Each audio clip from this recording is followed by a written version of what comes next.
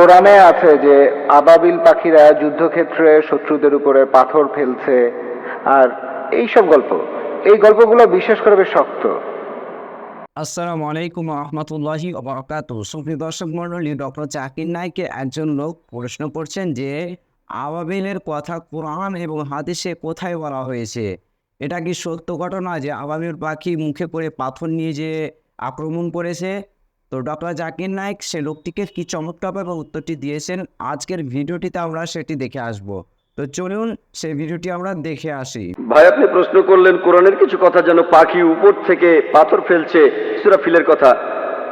সূরা ফিলের 1 থেকে 5 নম্বর আয়াত। এরকম আরো অনেক আয়াত আছে।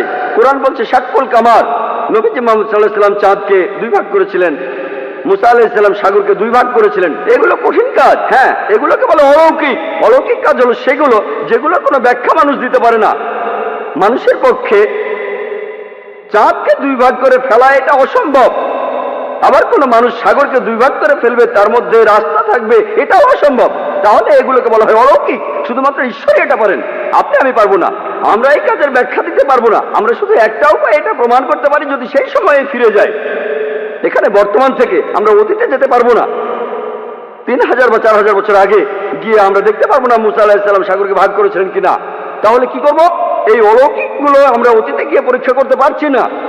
কিন্তু পবিত্র কোরআনে এমন অনেক কথাই আছে যেগুলো এখন সত্যি প্রমাণিত হয়েছে। যেমন ধরুন, কোরআন বলছে বিজ্ঞান নিয়ে কথা, বিগ ব্যাং সম্পর্কে।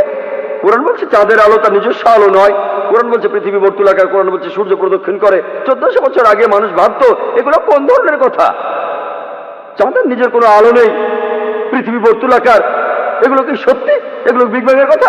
এখন বিজ্ঞান অনেক উন্নত হয়েছে, এখন আমরা জানি সবই সত্যি। তবে অতীতে কি হয়েছে জানার জন্য অতীতে যেতে পারবো না। আমার যুক্তি বলে কোরআনে যে কথাগুলো আছে কিছু পরীক্ষা করা যায়, কিছু পরীক্ষা করা যাবে না।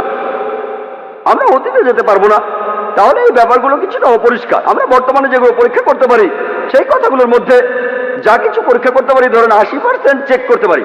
আমার যুক্তি বলে 80% কোরআনে যে কথাগুলো আছে পরীক্ষা করতে পারি, সেগুলো একেবারে 100% সঠিক।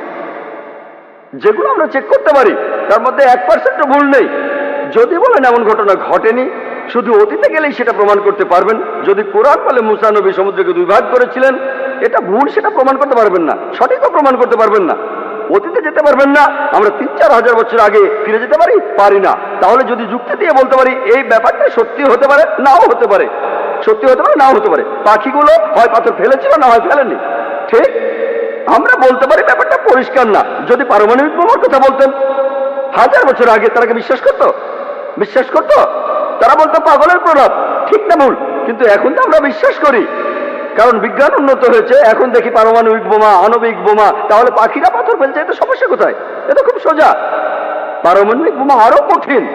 তাহলে বুঝতে পারছেন আমরা অতীতে যেতে পারবো না। আমার যুক্তি বলে যেগুলো আজকে পরীক্ষা করতে পারি, কোরআনের যে বিষয়গুলো ভালোভাবে দেখতে পারি, সেগুলোর মধ্যে পুরো 100% সত্যি বলে প্রমাণিত হয়েছে।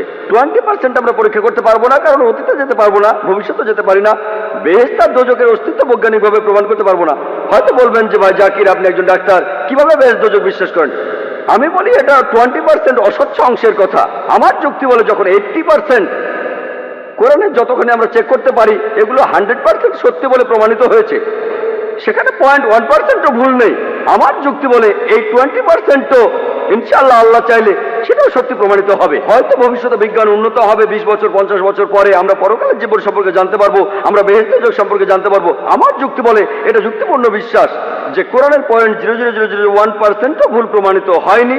80% একেবারে পুরোটাই সত্যি। তাই আমার যুক্তি বলে যে ইনশাআল্লাহ বাকি 20% যেটা চেক করা যাচ্ছে না, অতীতে ফিরে গিয়ে বা ভবিষ্যতে গিয়ে ইনশাআল্লাহ সেগুলো সত্যি হবে। আশা করি উত্তরটা পেয়েছেন।